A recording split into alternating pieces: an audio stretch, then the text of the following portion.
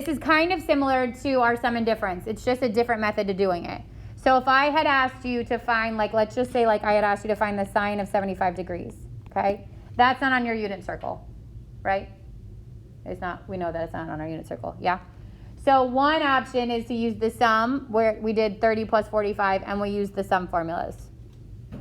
The other option is to use something called a double angle, because if I double 75, I can use the information of 150, which is on my unit circle, in these formulas to find that. So it's another way of finding information about an angle that is not unit circle based. That's one part. And then you're going to see we're going to use it in triangles too.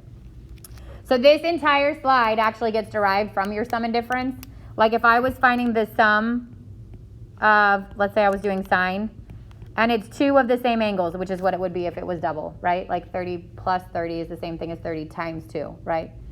This would be sine of u, cosine of u, plus cosine of u, sine of u, which becomes 2 sine u, cosine u. That's the same as that.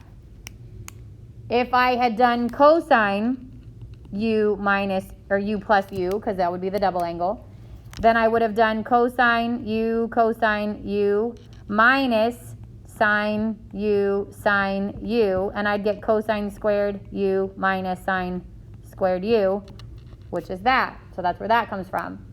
If I took and plug in my like Pythagorean identities in place of the sine and the cosine, I'd get the other two. But you literally have the option to choose any of these three, and I'll show you sometimes it makes more sense to do one over the other. And then the last one is tangent. If I had done tangent of u plus u, my sum formula would have been tangent u plus tangent u, switch those letters, tan u, over 1 minus tan u times tan u, and I'd get tan of u plus tan of u, which is 2 tan of u, over 1 minus tan squared of u, which is that. So even in a normal school year, not during a COVID time, I would have given you these formulas. I'm pretty sure Miss Boyd does too. So I don't need you to memorize the formulas, and I'm never going to test you on like how to derive them. Just know that they're not like these poof made up formulas that didn't come from anywhere. They actually come from the sum of two of the same angles, which would be the same thing as a double angle. So for homework tonight, you're definitely going to want these formulas. If you want to screenshot it and bring it into your notability document, it would be helpful, okay? Because you're definitely going to use these. So the first looks like this. It says find the exact values of sine 2u, cosine 2u, and tangent 2u. Given the tangent of u is 3 over 5, and u is in between 0 and pi over 2. So first of all, is this like unit circle based, or is this a triangle? Triangle. So I'm going to draw a triangle. I'm going to put u in the corner. Tangent would be 3 over 5, opposite over adjacent. I need this second piece of information to tell me, are those signs both supposed to be positive, or are they both supposed to be negative? Because if it's in the third quadrant, both the 3 and the 5 are negative, but where is it? Say again? No, the 0, where is it if it's in between 0 and pi over 2? It's in the first quadrant, right? So what do I know about all my signs? They're positive. So I'm going to keep those two positive. Is this a triple? Is my hypotenuse 4? No, why not? Good. The 5 would have to be the hypotenuse, right? So I have to find the hypotenuse. 3 squared plus 5 squared would equal the hypotenuse squared. So r squared. And this is 9 and 25. 34, and r equals the square root of 34. Now I have my completed triangle. And again, I know it's in the first quadrant, so everything is positive. So the sine of 2u, if you look back on those formulas, is 2 sine of u times the cosine of u. So this becomes 2 times the sine of this triangle, which is 3 over square root 34, and I'm actually going to leave it unrationalized, and you'll see why in a minute, times the cosine of this triangle, which is 5 over the square root of 34.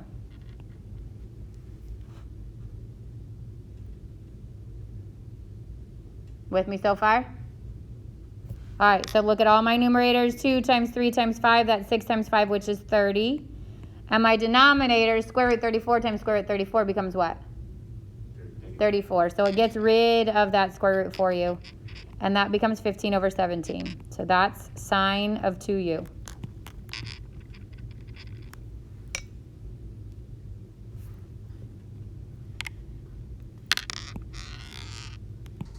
Then I go to cosine of 2u. And there's 3 options.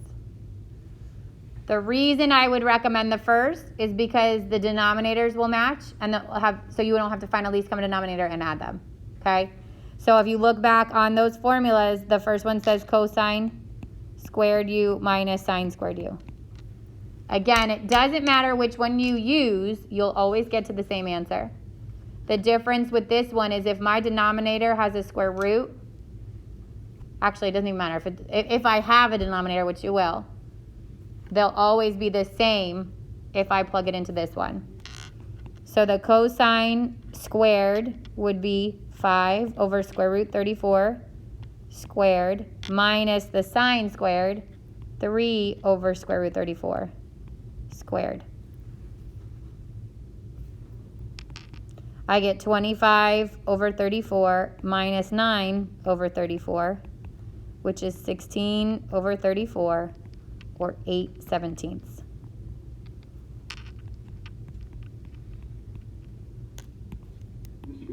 Yeah. Would these denominators always be the same? Yep. Yeah, because if you're using for these, yes, because if you're using a triangle, the bottom's always going to be the hypotenuse.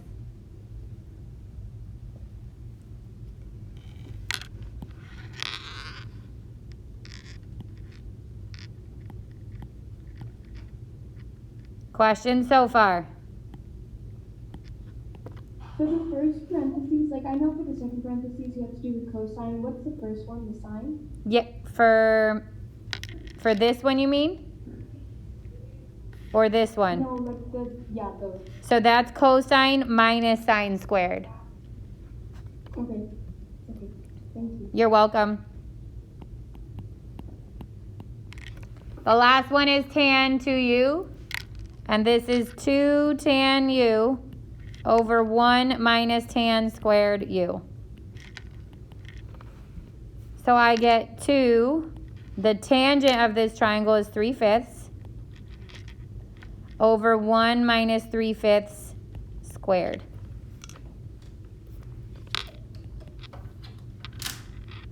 So 2 times 3/5 is 6/5. Over, this becomes 1 minus 9/25, and then I have to give that a like denominator, so 1 becomes 25 over 25, and I get 25 minus 19, or 16 over 25.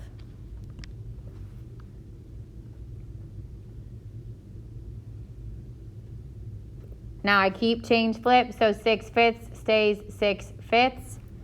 This gets multiplied by 25 over 16. 5 goes into 25 5 times. Half this, and I get 15 over 18.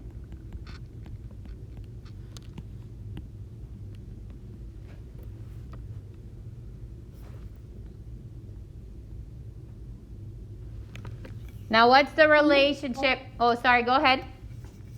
For the sine one, how did you get rid of the square root at the bottom? Because it's square root 34 times square root 34. So I multiply these out. Oops, a daisy, I didn't mean to erase them. I multiply these out. Square root 34 times square root 34 becomes just 34. And then the cosine one, how did you get rid of the These we squared. So you square the top and you square the bottom. So the square of 5 becomes 25, but the square of the square root of 34 is just 34. Okay, yeah, thank you. You're welcome. So what's the relationship between tangent and sine and cosine? Think about your trig identities. tangent equals sine of cosine, right? Tan equals sine over cosine. So if I already found the sine, which is 15 over 17, and I found the cosine, 8 over 17, I could actually just change flip that, and I'd get the tan, which is 15 over 8. Now that doesn't always, like usually if it was a test question, it's not going to ask for all three of them, so you want to make sure you know how to get directly to tangent. But in homework, like if it asks for all three, then you could of course just change flip to get to that last one, or to check your work.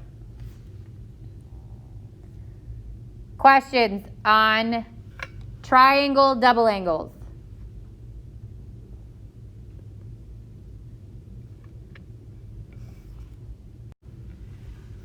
All right, then you start to see something like this, where it's going to blend your 5-3 and your double angle.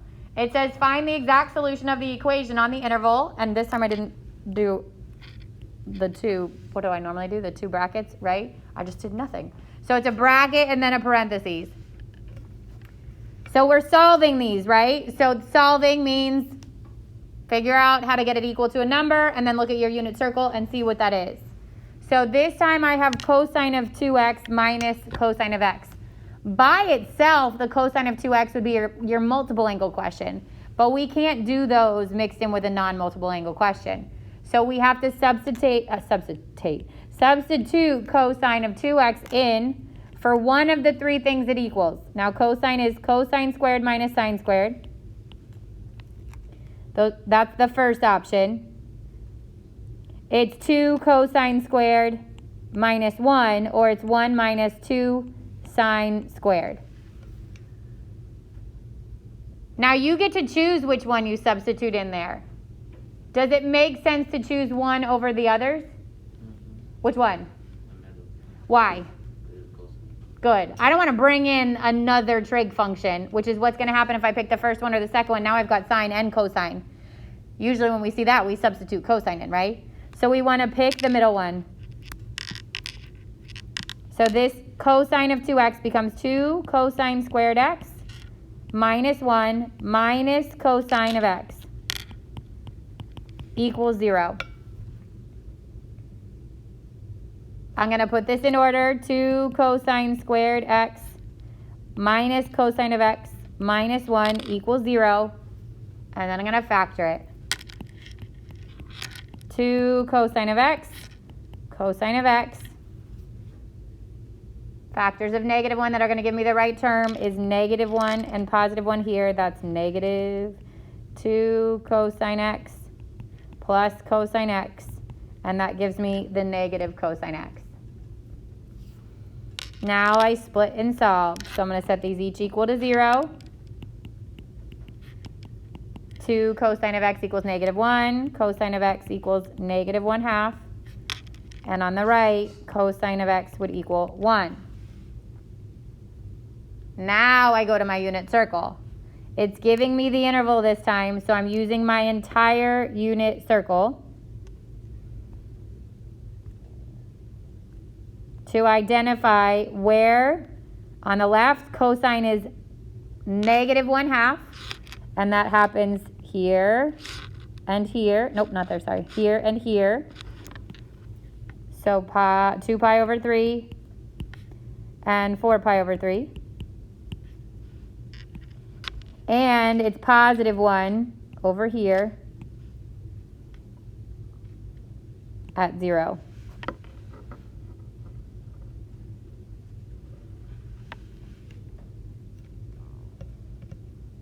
And it's on the interval, so I don't add the 2n pi. This is my solution. So obviously there will be straight up double angle questions dealing with triangles, but then you could also see them pull back into what we did before, which would be identities or like equations, stuff like that. Questions on that one? Okay, now this one is the reverse. This is already in a double angle formula. I have to figure out what's the pattern and work backwards like we did with our sum and difference. So think about, again, my patterns. The sine of 2u is 2 sine cosine. Cosine of 2u is cosine squared minus sine squared. 1 minus 2 sine squared. 2 cosine squared minus 1. And tan is 2 tan over 1 minus tan squared. So which of those matches my pattern of 6 sine cosine? The first one. But the first one says 2 sine cosine. So I have to find a way to break this off so that it is something times 2 cosine. I could take 3 out. 3 times 2 sine x cosine x. And then this gets replaced by sine of 2u, which is 2x. And it'd be 3 sine 2x. So this is the same as writing 6 sine x cosine x. You're just working backwards. Miss Christine, I have a question. Yeah. Like if by accident, like we have the formulas and we put like a u instead of an x, like does that make a difference? Yes. Like if it was open-ended, Lucy, it's totally fine. On WebAssign, it's going to mark it wrong because it's going to look for that character, so just be careful. And multiple choice obviously wouldn't be an issue. But like if you were just writing this out as an open-ended question, I'd probably give you both.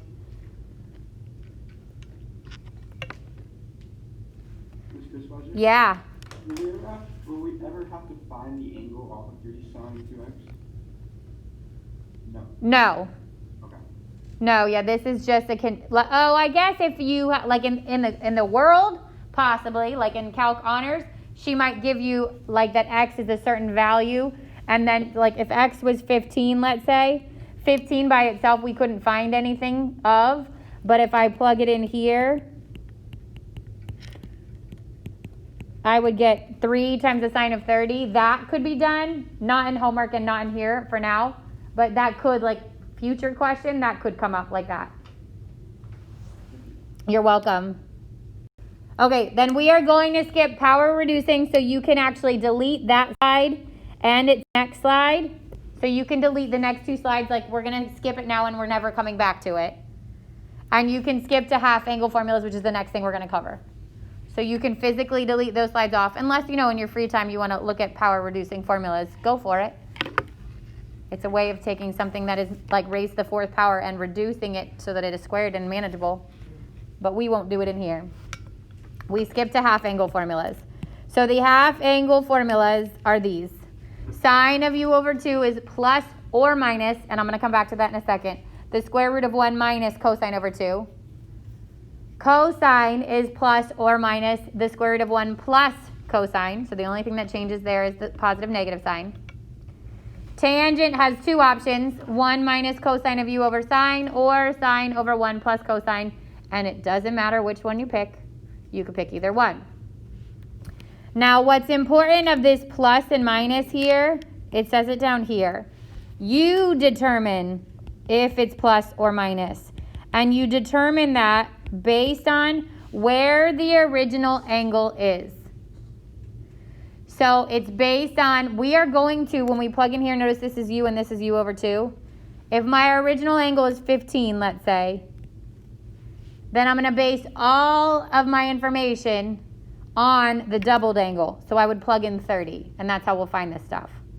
But when we determine whether it's plus or minus, it's based on the original angle. Based on original angle. And I'll show you this and when we do the example, okay? But just know it's based on the original angle, not the doubled angle. So we use the double to plug it into the formula, but we use the original to figure out if it's positive or negative. If the original is in the first quadrant, then they're both positive.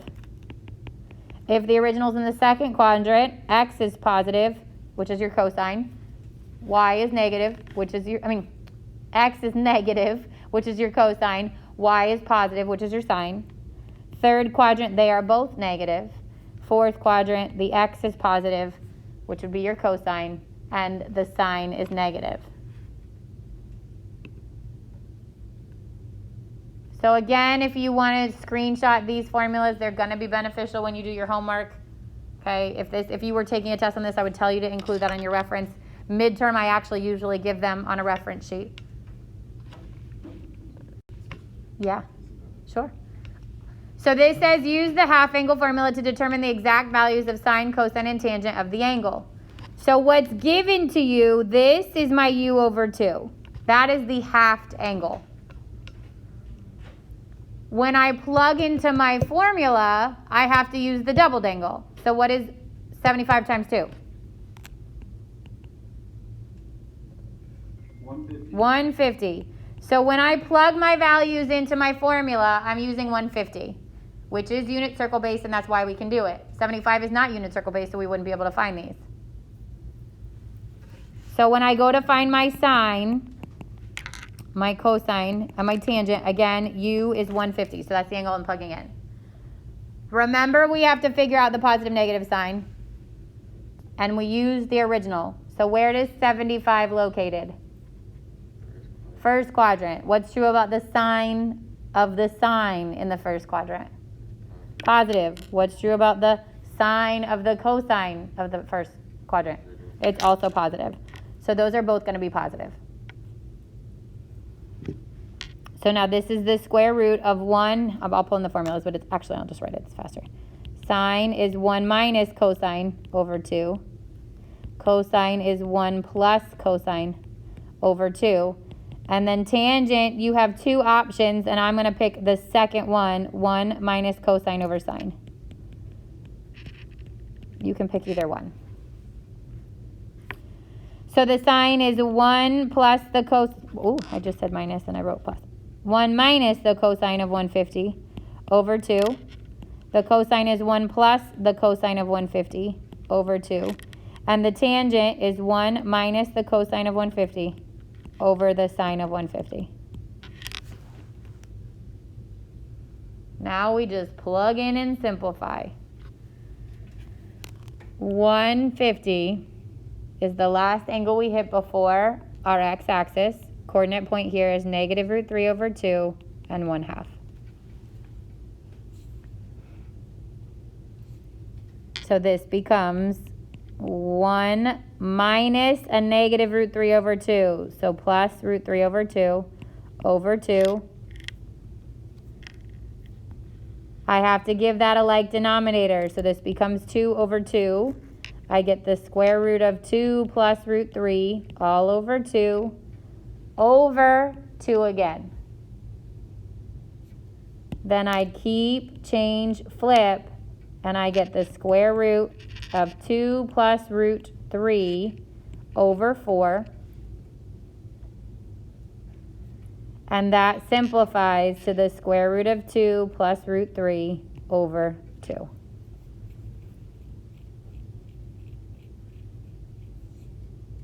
And we said it's positive because it was in the first quadrant. Good morning.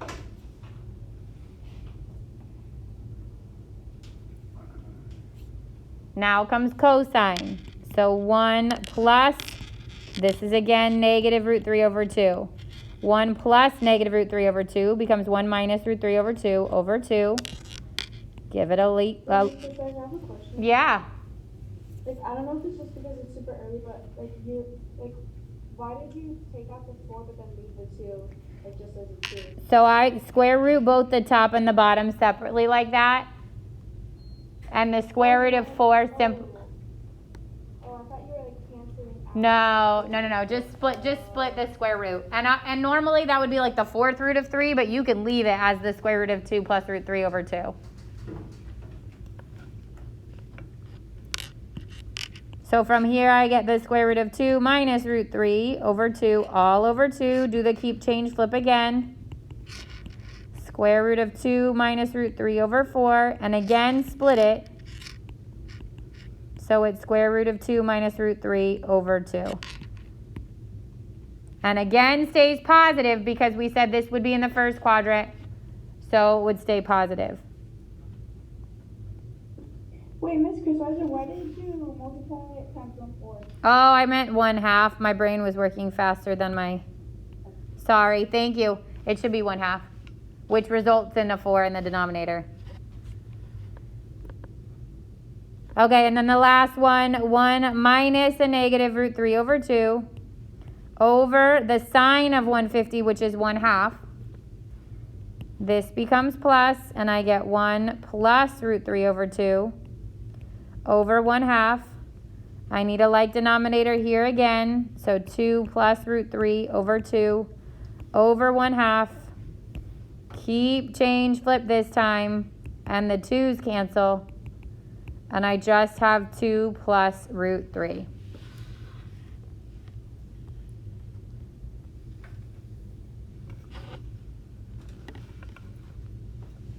Questions on that one? So I'm not going to work all the way through B, but I want to show you what would happen if it's a radius. I mean, if it's in radians, right? First of all, I'd base my original angles off of this. So where does 5 pi over 12 lie? First quadrant, right? A half would be 6 over 12, right? So it's smaller than that, which means it's again in the first quadrant, which means I have a positive sine and a positive cosine. So that's the first thing you want to get from there. The second thing is, in order to plug this in as u, remember we double it. 5 over 12 is not on my unit circle, so I can't use it as it is. I have to double it. And then it becomes 5/6 pi. So when I plug in for my formulas, it'd be 1 minus cosine 5 pi over 6 over 2.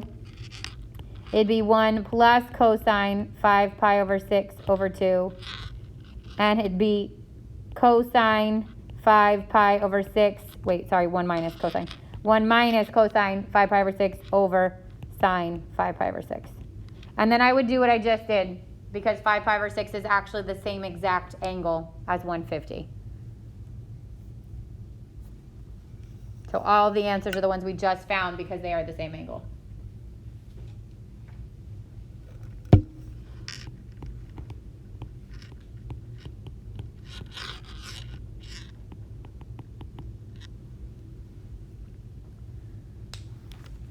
Questions on the process? So it's tedious. I know it's not fun, but hopefully it's not too hard because it's just plugging in. And aren't you glad this wasn't on yesterday's test? Yeah. Are we gonna get tested on this? No. You'll see it again next year, which is why I want you to at least see it, but it won't be. Like, I'm not going to save it for chapter 6. Chapter 6 is law of sines and cosines, completely different. All right, last thing we're going to talk about on our half angles is this. And now we're back to triangles. So this says determine the quadrant in which u over 2 lies, then find the exact values of sine u over 2, cosine u over 2, and tangent u over 2 using the half angle formulas. So again, we're using the half angles, which is what we just did, but this time we're using a triangle. This is the tricky part, and if you understand it, it's easy, but this is what's different on the triangles. In the last example, they gave you what u over 2 is, so you could just say, okay, where does that lie? That lies first quadrant, second quadrant, third quadrant. This does not give you where u over 2 lies. You have to figure it out first. It gives you where u lies, but not u over 2. So think about what happens here. If I have an angle, this is in between 3 pi over 2 and 2 pi. What quadrant is that in? Fourth quadrant. So if I have an angle in the fourth quadrant, let's pick some nice round number that's in the third quadrant. Fourth quadrant, sorry. What's a nice, even, easy to cut in half number in the fourth quadrant?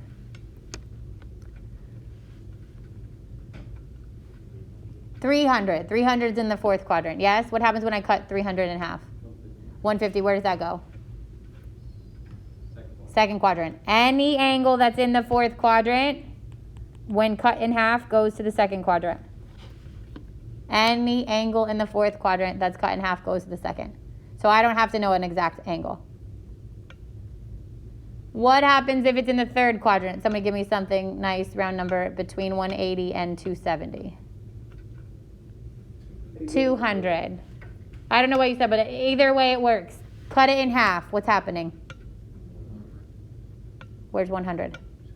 Second quadrant. So the third quadrant cut in half also goes to the second quadrant.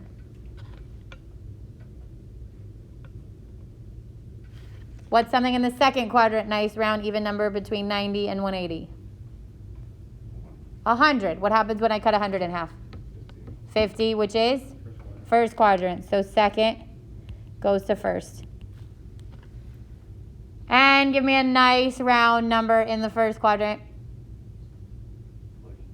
40, cut it in half. 20, first stays first. You can't get any smaller than first. So fourth and third cut in half both go to second. And second and first both go to first. Okay? So if tangent of u is negative 5 over 12 and u lies between 3 pi over 2 and 2 pi, where does u over 2 lie? Second quadrant, which tells me my sine is what? It's positive. My cosine is? Positive. Nope. Negative. Negative. Good. 50-50 shot, right? Cosine is now, right? Because we say if it's in the second quadrant, the x is negative. And then tan we don't worry about. It figures itself out. Does that make sense? So you have to determine it based on that original angle. Now I get square root of 1 minus cosine over 2. And it's this triangle, cosine of u. Tangent is negative 5 over 12. One of them is negative. Which is negative if it's in the fourth quadrant?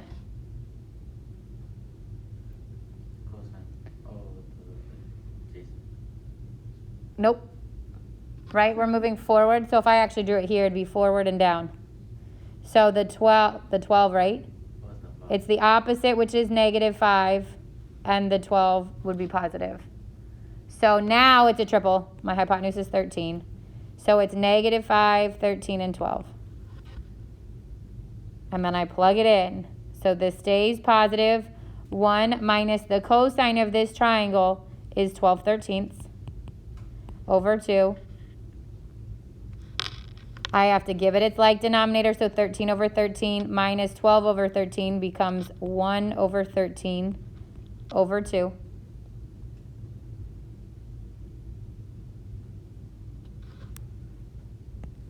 Keep, change, flip, and I get the square root of 1 over 26. The square root of 1 is 1 over square root 26, which is 2 and 13. That doesn't get simplified, but it does get rationalized.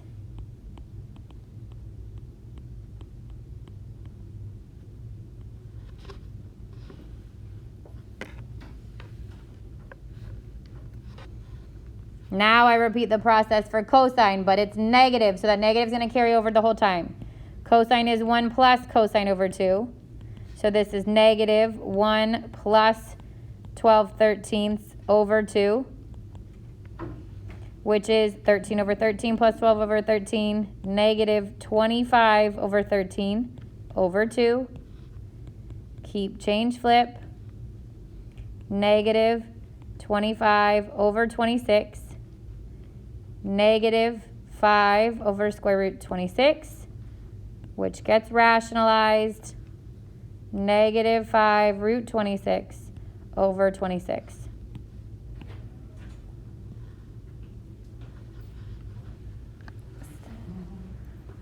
Still going. Yep. And the last one is tangent. So I could show you that you could check your work that way. So this is 1 minus cosine over sine. 1 minus 12 over 13 over sine, which is negative 5 over 13. 13 over 13. This is 1 over 13 over negative 5 over 13. Now we keep, change, flip. Negative 13 over 5. The 13s cancel, and I get negative 1/5. Which is what I would get if I did sine over cosine. So I would go back to before I rationalized. 1 over root 26 over here, negative 5 over root 26. Keep, change, flip.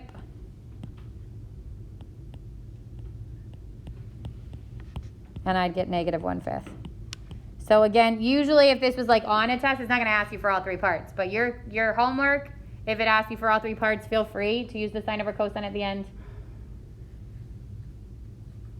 Questions on double angle or half angle. So the double angles are the triangles, and then if they're like, they'll build them into like the solving. The half angle, you do the triangle and the angle. So the half angle is the only one we actually do the angles on, but we do the triangles for both of them. Just pay attention to the directions in the homework. It will say double angle or half angle, okay? Or it will say u over 2 or 2u like that, and then you'll know the difference. We're not going to do anything else in this section. So you